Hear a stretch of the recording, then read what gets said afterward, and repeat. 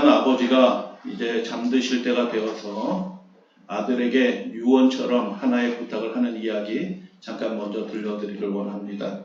아들아, 이 시계는 우리 가문 대대로 전해 내려오는 가보다.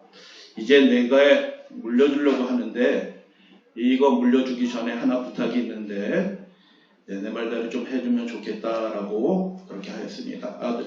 아들은 아버지의 이 말을 듣고 아버지의 마지막 부탁일지도 모르는 생각에 가슴이 뭉클해졌습니다.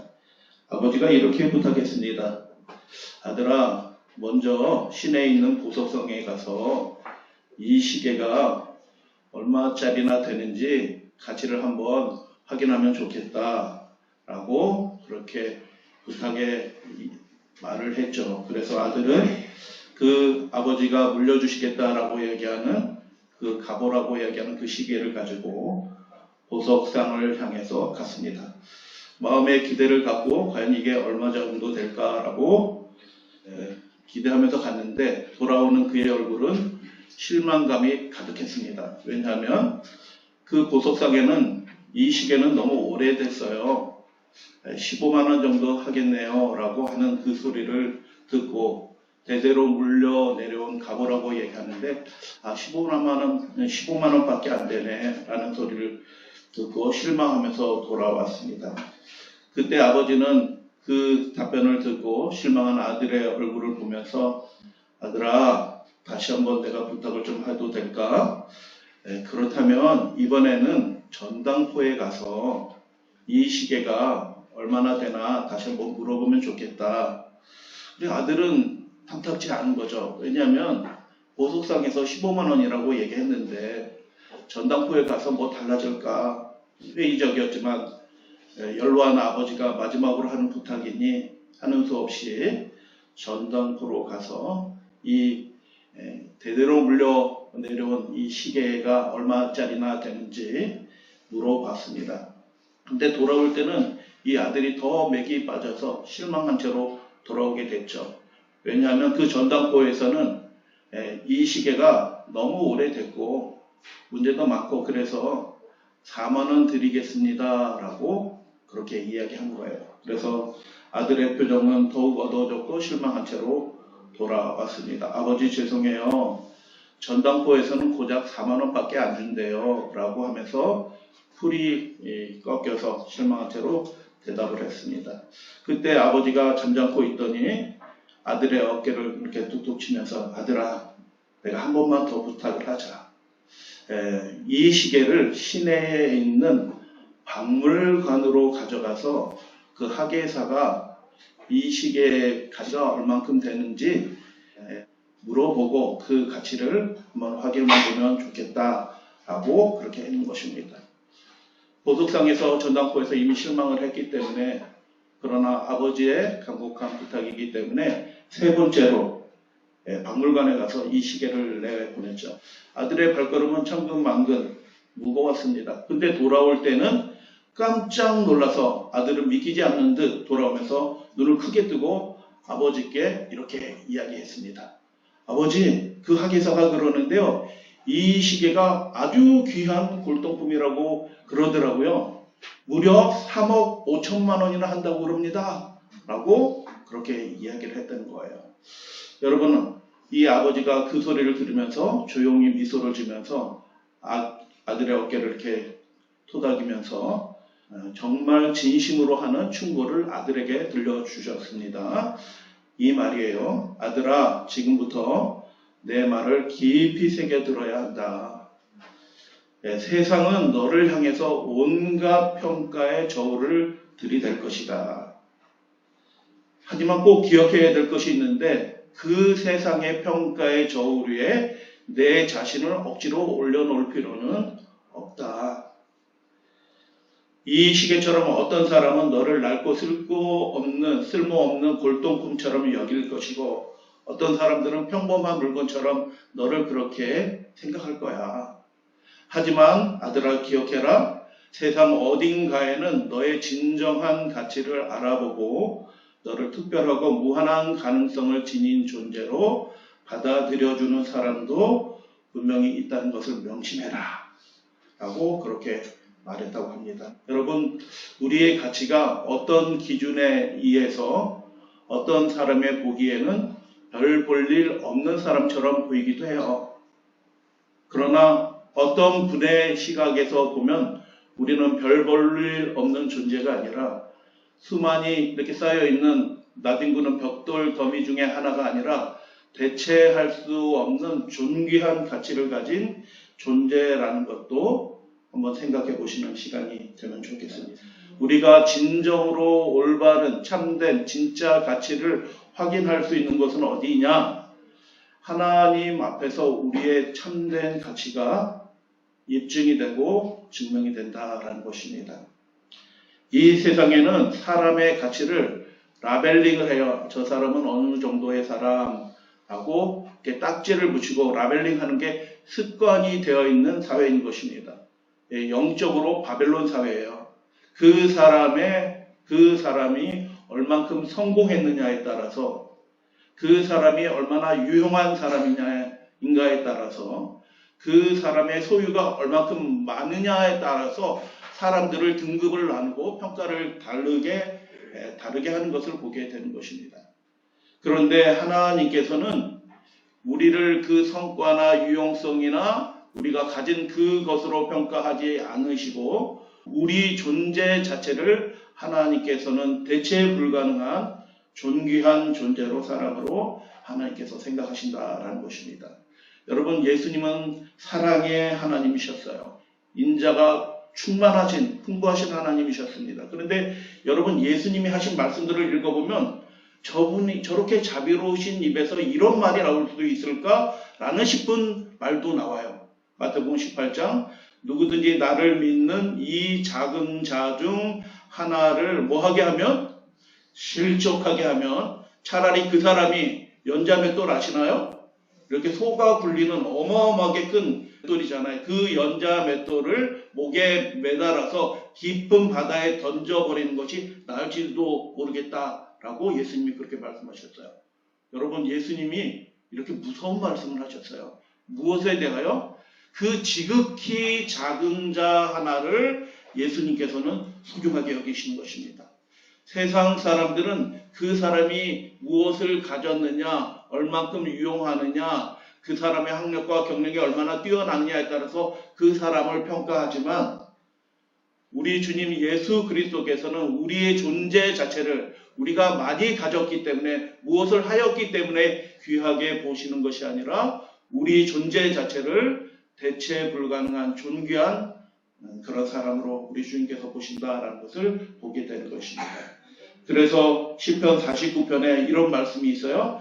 자기의 재물을 의지하고 부유함을 자랑하는 자는 아무도 자기 형제를 구원하지 못할 것이다. 왜냐하면 아무도 자기의 재물로, 자기의 부유함으로 그 형제를 구원하지 못할 것이다. 왜냐하면 그의 생명을 속량하는 값이 너무나 엄청나게 크기 때문에 그 누구도 영원히 그 속량하는 값을 마련하지 못할 것이다. 이 말씀의 의미는 무엇이에요? 우리가 무엇을 하였기 때문에, 어떻게 성공하였기 때문에, 많이 가졌기 때문에 그 사람의 가치가 더 높아지는 것이 아니라 그것과 전혀 상관없이 하나님께는 우리의 생명이 천하보다 더 귀하다라고 우리 주님께서 그렇게 말씀하셔요. 믿으시게 되기를 바랍니다. 그런데 이 세상, 우리가 이 땅에서 살아가는 동안 두 가치관이 충돌하고 있어요. 바벨론 방식이에요. 우리가 성공하기 위해서 시간 관리해야 되고, 목표 관리해야 되고, 다른 사람과 만나는 시간도 줄여야 되고, 자기 목표를 이루기 위해서 집중해야 돼요. 내 힘으로 너의 성공을 위해서 내가 노력하지 않으면 내가 무엇이 되겠느냐라고 그렇게 무의식적으로 세뇌받는 그런 세상에 우리가 살고 있는 것이에요. 그래서 저 사람, 많이 가졌네, 훌륭하네 하면 대접 잘해주고, 그렇지 않은 사람들은 어떻게 해요? 멸시받아요. 조건에 따라 대접이 달라진다는 거죠. 그게 바벨론의 방식이에요. 근데 하나님은 그렇게 대하지 아니하셔요. 연약한 자나 그렇지 않은 자나 하나님께서는 똑같은 사랑을 가지시고 우리를 대우하시고 대접하신다. 그래서 하나님의 방식은 우리의 존재 자체가 본질적으로 하나님 앞에 소중하다 믿으시게 되길 바랍니다. 그래서 우리가 이 세상에 성공했기 때문에 우리의 가치가 올라가는 것이 아니라 우리가 이 땅에 존재하는 그 자체로 하나님께 너무너무 소중하다. 그래서 여러분 우리가 살다 보면 이 바벨론 세상에 살다 보면 경쟁에서 떨어지는 수도 있어요. 경쟁에서 낙오하는 수도 있단 말이죠. 그때 우리가 무슨 생각이 드냐면 나는 부족한 사람이구나. 나는 형편없는 사람이구나 라고 스스로 자기를 낮게 가치를 평가할 수도 있게 되는 것입니다. 그때 여러분 우리가 이 세상의 원리를 생각하지 말고 하나님께서 나를 어떻게 생각하시고 얼마나 가치 있게 여기시는가를 바라보시고 생각하시는 여러분 되시기를 주님의 이름으로 축복합니다. 제가 예전에 시골 교회에 있을 때 한 분이 전도를 받아서 그분이 교회에 오시게 됐어요. 근데 그분이 교회에 딱 오시자마자 우리 그 시골 교회 교우님들이 눈이 동그래지고 깜짝 놀랐어요. 아니 저분이 어떻게 우리 교회로 오셔? 그 지역에서 제일 유명한 분이에요. 근데 그분이 교회에 나오시게 된 거예요. 강원도 전체에서 늘 1등 하던 분이었어요. 서울 명문대학교 법대에 진학했고 그리고 졸업한 다음에 정계에 진출해서 대선 캠프에 들어갔어요. 그래서 그 대선 캠프에 들어가서 뭐 이렇게 활동들 하잖아요. 근데 그 지역에서 연설하는데 원고지 본인 입으로 그렇게 얘기하는 거기 때문에 그대로 말씀을 드리는 거예요. 원고지 20페이지, 30페이지 원고를 한 번도 안 보고 그냥 지금 그 기차 화동 삶아 먹은 것처럼 우렁찬 목소리로 막 얘기하던 분이에요. 그리고 그가 섬기던 그분이 우리나라 대통령이 되셨어요. 그리고 대통령이 되시면서 이분한테 약속했어요. 동지, 같이 평양 갑시다. 라고 약속한 거예요. 그 대선 캠프에 있었던 사무장 하시던 분이 그 다음 대통령이 됐어요. 그런데 이분이 체구가 좀 이렇게 비대했어요. 비대했는데 그 성공적인 그 모든 일들을 마치고 정말 좋은 꽃을, 열매를 이렇게 누릴 수 있는 그 상황에서 갑자기 뇌출혈이 생겼어요. 그래서 그분이 쓰러지셨죠. 그리고 한참 만에 다시 회복이 됐는데 잘 걸어 다니시게 됐어요. 감사하게. 그런데 지력이 예전만큼 그렇지 않아요. 약간 순수한 어린아이 같아. 달라진 거예요. 사람 캐릭터가. 그런데 그 사모님은 서울에서 아이들 교육 때문에 아이들과 함께 살고 지금 그 외진 시골에서는 노모를 모시고 그 두 사람이 같이 사는 거예요. 그런데 명절이고 무슨 날이고 이렇게 큰 역할을 했던 이 사람의 집에 누가 찾아올까요? 수고했는데 쓰러졌구나. 안타깝다. 어떻게 잘 지내느냐 하면서 그 사람의 생활비나 뭐 기타 등의 삶을 돌아보는 사람들이 있어서 이렇게 방문해서 이렇게 도와주냐 하면 단 한 사람도 그 집에 방문하지 않아요. 방문하는 사람은 우리 교인밖에 없어요. 그래서 이 세상, 바벨론의 세상, 이 바벨론의 원리는 어쩔 수 없어요. 이게 뭐 제가 비난하고 그러는 것이 아니라 그 사람의 가치가 딱 없어지면, 사라지면 관계도 끊어져요. 이 참 슬픈 일이에요. 그런데 하나님의 세계 속에서 그 관계는 어떻게 유지돼요? 우리가 가치가 있든 없든 능력이 있든 없든 하나님께서는 영원히 우리를 잊지 않으시겠다라고 그렇게 말씀하는 것입니다. 할렐루야 아멘. 그래서 하나님을 믿는 이 신앙은 얼마나 귀한지 몰라요. 세상적인 관계는 잠시 붙어있는 관계예요. 근데 하나님과의 관계는 하나님의 아들의 언약의 피로 연결된 관계예요. 결코 떼어질 수 없는 완전한 사랑으로 연결된 그런 관계 속에서 우리는 살아가고 있다는 것입니다. 우리가 능력이 없을 수도 있어요. 특별한 재능이 없을 수도 있어요. 그러나 하나님께서는 그것을 보지 아니하시고 우리의 그 능력 없음, 소유가 없어서 고통하는 그것을 오히려 하나님께서는 귀하게 여기신다. 그래서 시편 9편에 이런 말씀이 있어요. 궁핍한 자가 항상 잊어버림을 당하지 아니하며 가난한 자들이 영원히 실망하지 아니하리로다라고 그렇게 말씀하셔요. 여러분, 궁핍하고 가난한 사람들이 잊혀버린 바 돼요. 진짜요. 이 세상에는 잊혀버린 바 되는 거거든요. 그런데 이 세상은 그렇지만 하나님께서는 그 궁핍한 자와 가난한 자를 어떻게 하신다고요? 잊지 않으신대요. 그 사람이 능력이 없고 특별한 재능이 없을지라도 소유가 그렇게 많지 않아서 사람들에게 대접을 받지 못할지라도 하나님은 그 연약한 자, 가난한 자를 하나님께서는 기억하시고 잊지 않으시겠다라고 그렇게 말씀하시는 거예요. 좋으신 하나님을 우리가 믿게 되는 것입니다. 두 번째, 하나님과 우리 사이의 관계가 무엇 때문에 갈라지는 것처럼 느끼게 되냐면, 여러분, 사람 사이에서는 잘못을 계속 이렇게 몇 번 하면 그 관계가 끊어져요. 죄와 잘못 때문에 그 사람과의 관계가 단절이 되고 끊어져요. 아무리 밀접한 관계라도 그렇게 되는데, 하나님과 우리 사이의 관계는 죄의 문제 때문일지라도 관계가 끊어지지 않는다라는 것입니다. 그래서 이사야 1장 18절 여호와께서 말씀하시되 오라 우리가 서로 변론하자. 너희 죄가 무엇 같을지라도 주홍 같을지라도. 여러분, 우리의 죄를 무엇에 비유했어요? 주홍 염색에 비유했어요. 왜 우리의 죄를 주홍 염색에 비유하였을까요? 다른 염색들은 많이 있는데 주홍 염색은 왕복이나 귀관들의 특별한 의복을 만드는데 소용되는 그런 염색이에요. 특별한 염색이고 최고가 염색이에요. 그래서 절대로 물에 빤다고 해서 그게 없어지지 않아요. 절대로 없어지지 않아.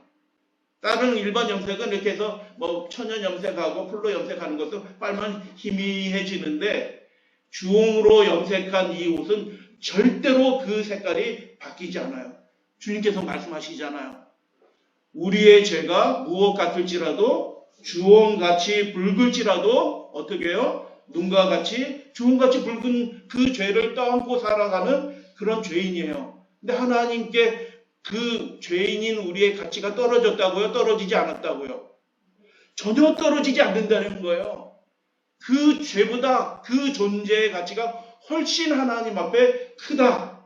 그렇기 때문에 하나님께서 우리의 그 죄의 문제를 없이 하시고 우리를 하나님 앞에 서게 해주시기 위해서 하나님이 아들 예수 그리스도를 보내신 것입니다. 할렐루야 아멘. 여호와께서 말씀하시되 우리가 서로 변론하자. 너희 죄가 주홍 같을지라도 눈과 같이 희어질 것이요 라고 말씀하신 이 말씀이 의미하는 바가 무슨 뜻이에요? 사람들 사이에는 자꾸 잘못하고 미운 소리 하면 그 사람하고 얘기 안 해요. 대화 끊어집니다. 근데 여러분, 하나님께는 우리가 스스로는 어떻게 할 수 없는 그런 고착화되고 뿌리 깊은 죄의 그 근성이 있고 그런 성향이 있을지라도 하나님은 우리를 포기하지 않으신다라고 그렇게 말씀하셔요. 우리 어린이들한테 질문 한번 해볼게요. 실제로 제가 경험해봤어요. 하얀 토끼가 있어요. 진짜 토끼 한 마리를 사왔는데 진짜 하얘. 그 누리끼리 한 털 하나도 없이 하얘. 그래서 얼마나 이쁜지 몰라. 어느 날 눈이 왔네요. 눈이 엄청 왔는데 눈도 어떻게 해요? 하얘요. 근데 그 하얀 눈 위에서 이 하얀 토끼가 뛰어다녀요. 자, 눈이 하얄까요? 토끼의 털이 하얄까요? 더. 네. 여러분, 제가 깜짝 놀랐어요. 그 하얀 눈밭에 하얀 토끼가 뛰어다니는데 토끼가 어떻게 보이냐면 누래 보여요. 야, 깜짝 놀랐어요. 근데 하나님께서 우리에게 약속해 주신 게 뭐예요?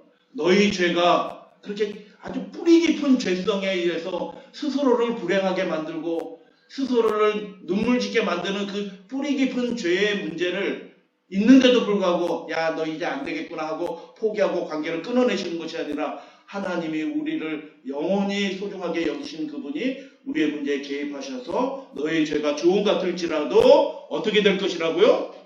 눈과 같이 희어지리라. 주님께서 그렇게 해주시겠다라고 약속해 주신 거예요. 왜 이렇게 해주시는 거예요? 하나님께 죄인이라 할지라도 연약한 사람이라 할지라도 세상 사람들은 다 멸시하는 사람이라 할지라도 그 사람은 하나님께 영원히 소중한 영원한 가치를 가진 그런 존재이다라고 그렇게 주님께서 말씀하시는 거예요. 여러분, 그래서 우리가 스스로를 생각할 때 나 능력 없어, 주님을 위해서 내가 뭘 하겠어, 이런 생각하시면 그건 믿음이 아니에요. 나 같은 죄인이, 나같이 뭐 아무것도 모르는 사람이 하나님을 어떻게 믿겠어, 그렇게 말하지도 마셔요. 왜냐하면 하나님께서는 그런 문제를 개의치 아니하시고 우리를 귀한 존재로, 그리고 우리의 문제에 개입하셔서 그 문제를 해결해 주시기를 원하시는 하나님이셔요. 세 번째, 여러분 창세기에 보면 롯이라는 사람이 나왔어요. 아브라함의 조카잖아요. 그런데 이 롯이 우리 식구가 많으니까 따로 이렇게 이제 양을 키워야겠다, 짐승을 키워야겠다라고 하니까 너 어디 갈래? 라고 얘기하니까 롯이 어디로 향해요? 자기 눈에 보기에, 육신의 눈에 보기에 좋아 보이는 곳으로 내려가요. 신앙적인 거 생각하지 않아요. 유감스러운데 하나님을 섬기는 사람이었거든요. 롯도 하나님을 섬기는 사람인데도 불구하고 실제로 일상생활에서 삶을 결정하는 방식은 신앙적이지 않아. 육신의 눈에 보기에 좋은 거면 그게 좋은 거야. 이게 신앙적으로 판단하지 않기 때문에 어디로 내려가요? 아브라함이 걱정하고 하나님이 염려하시는 소돔과 고모라 그 죄악의 땅으로 내려가요. 그래서 그곳에서 여차여차한 일이 벌어져서 하나님께서 그 음란한 도시를 심판하실 때 같이 멸망할 뻔했어요. 근데 하나님께서는 어떻게 해요? 그의 믿음 없음을 긍휼히 여겨주시고 아브라함의 기도에 응답하시면서 하나님이 천사를 보내서 그를 건져내셔요. 그 건져내시는 장면이 창세기 19장 16절에 나타나는데, 그 건져내시는 그 긴박한 곧 이제 불이 떨어져요. 하나님이 심판하신다고 하셨거든요. 근데 롯이 어떻게 해요? 우물쭈물하고 있어. 우물쭈물. 그때 그 사람들이, 천사들이죠, 롯과 그 자녀와 그리고 부인의 손을 잡아서 강제로 인도해서 신비한 힘에 의해서 성 밖으로 탁 이렇게 던져내었을 때 성 밖에 두니 그때 유황비가 하늘에서 쏟아져서 그 도시를 다 살리잖아요. 그 장면에 관하여 하나님께서 이렇게 말씀하십니다. 여호와께서 누구에게 신앙적인 것을 별로 중요하게 생각하지 않고 그냥 눈에 보이는 대로 결정하면서 살아가는, 믿음이 있는 것 같은데 없는 이 롯에게 무엇을 더하셨다고요? 자비를 더하셨대요. 할렐루야, 아멘. 그래서 여러분, 하나님은 우리가 좀 부족하다고 그분의 자비를 거두지 않으시는 분이셔요. 근데 여러분, 세상 사람들은 우리가 좀 부족하고 이렇게 모질한 짓 하고 이렇게 하잖아요. 세상 사람들은 딱 평가해가지고 너는 나가라 이렇게 하는 겁니다. 그게 바벨론의 정신이에요. 근데 하나님은 그 연약한 자에게 오히려 무엇을 더하셨다고요? 자비를 더해 주셨대요. 할렐루야, 아멘.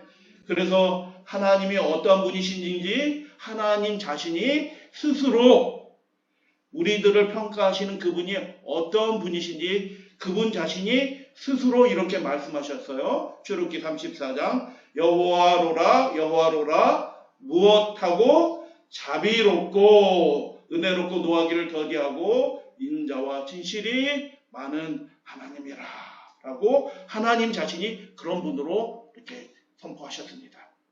우리 사랑하는 믿음의 가족들이셔, 하나님이 세상을 어떻게 사랑하셨다고요? 이처럼 사랑하셨대요. 이처럼 사랑하셨다는 얘기가 뭐예요? 하나님이 그 아들, 자신의 아들에게 모욕하고 침뱉고 뺨을 때리고 가시멜로간 쓰고 옷을 벗기고 조롱해요. 여러분, 누가 우리 자녀에게 비슷한 일을 하나만 했어도 우리는 벌끈하고 일어나서 그 집과 원수가 돼서 전쟁할 거예요. 그 사랑하는 아들을 그렇게 모욕하고 하는 그 순간에 하나님께서, 그때 하나님께서 우리에게 주신 말씀이 뭐예요? 하나님이 대적하고 원수되고 연약한 이 세상을 하나님께서 포기하지 아니하시고 여전히 사랑하셨다라고 그렇게 말씀하시고 독생자를 주셨대요. 바벨론에서는 이런 일이 있지 않아요. 여러분, 조금 나에게 싫은 소리하고 미운 소리하고 이렇게 대적하는 일을 하면 관계가 끊어지고 그 사람한테 선물 갈까요? 안 갈까요? 나를 미워하는 사람한테 선물이 가요? 안 가요?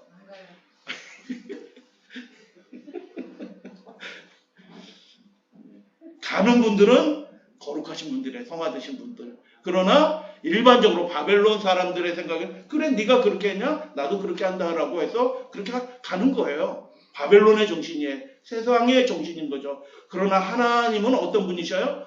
우리 자체를 존귀하게 여겨주셔서 우리가 능력이 없거나 우리가 연약해서 엉뚱한 결정을 하거나 우리의 죄가 주홍같이 붉을지라도 그분은 우리를 포기하지 않고 영원히 사랑하신다 라고 주님께서 그렇게 말씀하셔요. 그러므로 여러분 우리 스스로를 평가할 때 어떤 눈으로 평가해야 되냐면 다른 사람이 나를 어떻게 평가하느냐 중요해요. 왜 중요하지 않겠어요? 사회생활을 하니까 그거 중요하거든요. 그러니까 이 세상적으로도 우리가 노력하고 잘해야 되는 것은 맞아요. 그렇지만 우리 그 사람의 다른 사람들의 평가에 의해서 내 삶이 규정되어지지 나의 가치가 규정되어지지 않는다라는 것을 여러분 기억해 주시면 좋겠어요. 어떤 사람들은 나를 어떤 인생으로 봐요? 아, 저 사람 4만 원짜리야, 4만 원짜리. 어떤 사람은 아, 저 사람은 뭐 잘해봤자 15만 원짜리야. 이렇게 말할지 모르겠어요.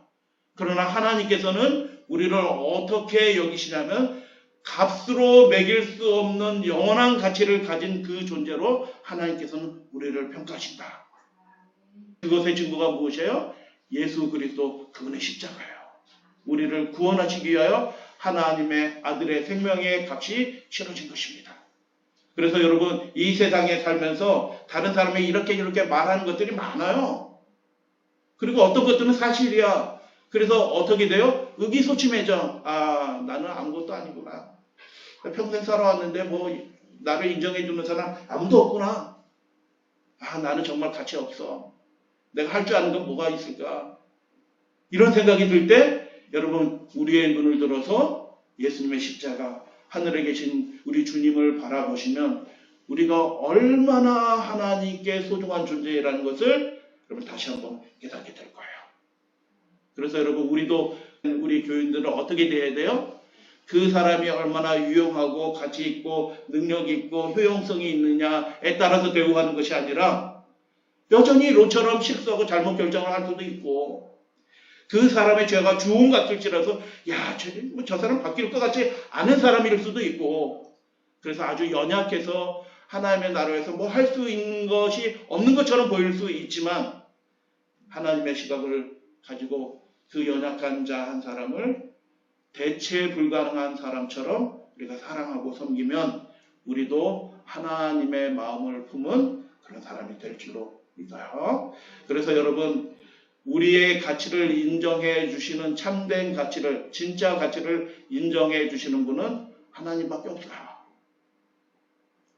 하나님밖에 없다니까요. 그래서 너의 믿음의 확실함은 불로 연단하여 없어질 금보다 귀하다라는 것입니다. 나를 그렇게 가치 있게 여기시는 하나님이 계시다는 것이 그게 믿음이에요. 그것을 받아들이는 게. 하나님을 굉장히 초월적으로 해서 이렇게 신학적으로 잘 아는 게 믿음이 아니라 나를 변함없는 가치를 지닌 존재로 소중한 존재로 존귀한 존재로 영원한 가치를 가진 존재로 여기시는 분이 계신다라는 것을 받아들이는 것이 믿음이에요. 그래서 너희 믿음의 확실함은 불로 연단하여 없어질 금보다 귀하여 예수 그리스도께서 나타나실 때에 언제? 예수 그리스도께서 나타나실 때에 진짜 복 있는 사람과 그렇지 않은 사람들이 구분이 되는 거예요. 진짜 우리의 가치가 입증이 되는 순간은 그분이 다시 이 땅에 오실 때에 우리의 진짜 가치가 입증이 된다. 그래서 칭찬과 영광과 존귀를 얻게 될 것이다 라고 그렇게 말씀하는 것입니다. 믿음이란 하나님 앞에서 자신의 진짜 가치를 발견하고 인정하는 것입니다. 하나님께 나아가는 자는 반드시 그가 계신 것을 믿어야 할지니 라고 그렇게 말씀하는 것입니다. 그 계신 그분이 어떤 분이시라고요? 우리를 그렇게 영원한 가치를 인정해 주시고 우리를 다시 사시기 위해서 아들 예수 그리스도를 주신 분이셔요. 그 분을 믿는 것이 참된 믿음이다 라고 그렇게 말씀하는 것입니다. 조건에 따라 사람들의 관계는 달라져요. 섭섭하지만 어쩔 수 없어요. 이 세상이 그러니까 근데 우리 안에 그런 바벨론의 정신, 바벨론 영이 있어요. 저 사람 유혹하면 저 사람 별로 나한테 도움이 될 거야. 그러면 냉정해요. 세상 사람들은 그렇다니까요. 동의하시나요? 동의 안 하셔도 세상은 그렇습니다. 네, 세상은 그래. 어쩔 수 없어요. 세상은 효율성과 결과를 중심적으로 가는 세상이기 때문에 성공하고 능력 있고 뭐 해줄 것 같은 사람은 대접 잘해줘요. 그렇지만 나랑 별 상관이 없으면 그냥 냉정합니다. 조건에 따라 달라지는 평가가 달라지고 가치가 달라지는 이 세계 속에서 우리가 살아가는데 우리의 가치는 그것에 의해서 결정되지 않는다라고 주님께서 말씀하시는 거예요.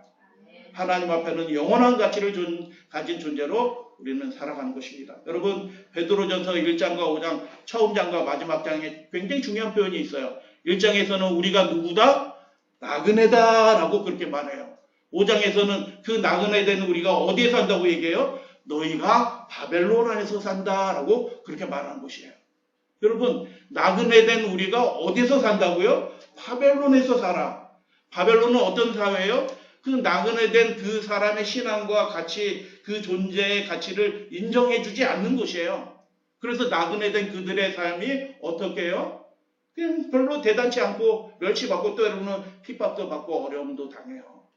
그런데 그 바벨론에서 나그네처럼 살아가는 그들이 실제로는 복 있는 사람이다. 왜냐하면 그들의 시민권은 하늘에 있기 때문에. 그래서 여러분 우리가 바벨론 세상 속에서 성공과 능력의 유무에 따라서 우리를 평가하는 그 세상 속에서 외모로 평가한다니까요. 외모로. 그래서 외모로 사람들을 평가하는데 하나님께서는 외모로 사람을 절대로 평가하지 않으신다. 그래서 이 세상 사람들이 이 땅에서 우리를 등급을 뭐로 정하든 어떻게 평가하든 상관없이 우리는 이 땅의 나그네 하나님 보좌 앞으로 영광스러운 하나님의 나라로 여행해 나아가는 나그네이다 라고 그렇게 스스로에게 힘있게 말씀하시고 그리고 그 하나님을 바라보시면서 하나님의 평가에 의해서 내 인생이 달라지는 거지 라는 그 생각을 가지고 살아가시는 저와 여러분들 되시기를 주님의 이름으로 축복합니다. 예수님께서 이렇게 말씀하셨죠. 참새 5마리가 참새 몇 마리가? 참새 5마리가 2아사리온에 팔리는 것이 아니냐? 이게 무슨 뜻이에요? 그러면 한 아사리온에 참새 몇 마리? 참새를 나눠서 팔 수 있어요? 없어요. 원래 가격은 한 아사리온에 참새 2마리라. 그러면 2아사리온은 몇 마리 줘야 돼요?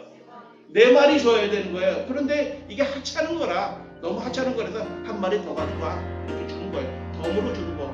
그러나 예수님께서 이 말씀을 하시면서 그 덤으로 주는 아무것도 아닌 보잘것없는 미천한 그런 존재 하나일지라도 하나님께서 허락하지 아니하시면 절대로 떨어지지 않는다. 가치를 가지고 있다라고 그렇게 말씀하는 거예요. 바벨론 사람들은 그거 아무렇지도 않게 생각해요. 가치 없는 거라고 생각해요. 그러나 하나님께는 그 미물인 그 존재 하나도 하나님께서는 귀하게 여기신다. 하나님을 찬양합니다. 우리의 존재를, 우리의 가치를 영원에 두신 하나님을 찬양합니다. 그래서 너희는 그 많은 천태보다 훨씬 하나님께 귀한 존재다라고 그렇게 말씀하는 것입니다. 하나님의 눈으로 우리 자신의 가치를 보기를 원합니다. 여러분 살다 보면 낙심하게 될 일들이 많아요. 우리의 존재 자체를 나는 뭐 이런 생각이 들 때가 있어요. 그때 우리의 눈을 세상이 아니라 다른 사람들의 평가에 두지 않고 하나님의 시각에서 우리 자신을 바라보시게 되기를 주님의 이름으로 축복합니다.